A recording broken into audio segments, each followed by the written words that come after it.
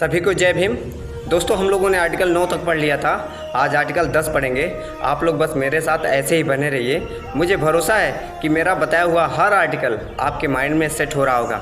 अगर नहीं सेट हो रहा है तो आप लोग 2-4 बार वीडियो देखिए।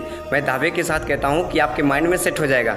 तो आज क्या पढ़ेंगे? आर्टिकल 10 पढ़ेंगे। आर्टिकल 10 पढ़ने से पहले आपको बता दूँ कि 1 से लेकर 9 तक रिविज़न कर लेते हैं। अधिक से अधिक 5 या 10 सेकेंड लगेगा। आर्टिकल 1 क्या कहता है? भारत राज्यों का संघ है।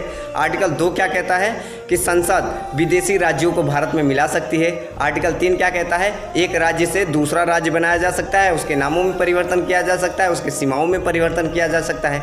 यह आर्टिकल 3 हो गया। आर्टिकल 4 क्या कहता है कि जो राष्ट्रपति है, आर्टिकल 2 और 3 संसद जो बनाई है कानून या जो रूल निकाली है, इसमें राष्ट्रपति हस्तक्षेप नहीं करेगा। आर्टिकल 4 हो गया।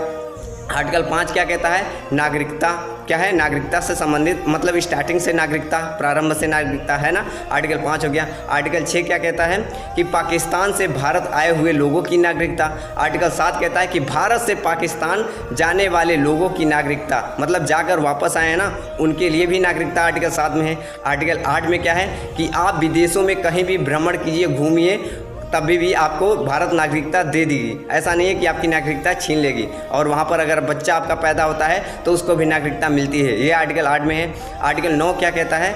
आर्टिकल 9 क्या कहता है कि आप विदेशों में घूमिए, लेकिन वहाँ का नागरिकता मत लीजिए। मतलब क्या हुआ कि आप भारत के अलावा अगर कहीं और देश में जाते हो और वहाँ का नागरिकता लेते हो तो आपकी नागरिकता समाप्त हो जाएगी। ये आर्टिकल 9 में है। में समाप्त हो गया ना। अब हम लोग आर्टिकल 10 पढ़ते हैं। क्या पढ़ते हैं? आर्टिकल 10। आर्टिकल 10 कहता है कि नागरिकता का बना रहना जब तक आप कोई देशद्रोही काम ना करो। क्या समझ में आया? क्या आपकी नागरिकता बनी रहेगी जब तक कि आप देशद्रोही काम ना करो। यहाँ भारत में रहकर देशद्रोही काम ना करो, मतलब संसद द्वारा बनाए गए नियम कानून पर चलो।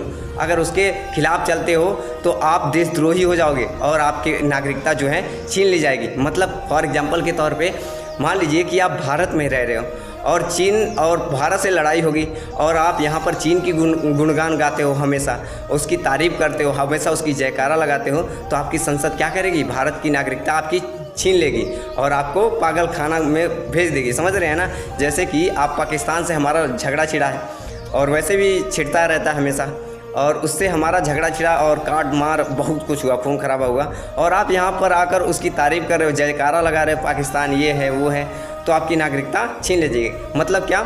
जिस थाली में खाओ उसी थाली में छेद करो, ऐसा मोटे शब्द में समझो। अगर ऐसा करोगे ना तो आपकी नागरिकता क्या होगी? संसद छीन लेगी। तो आई होप आप लोगों को समझ में आया होगा आर्टिकल 10।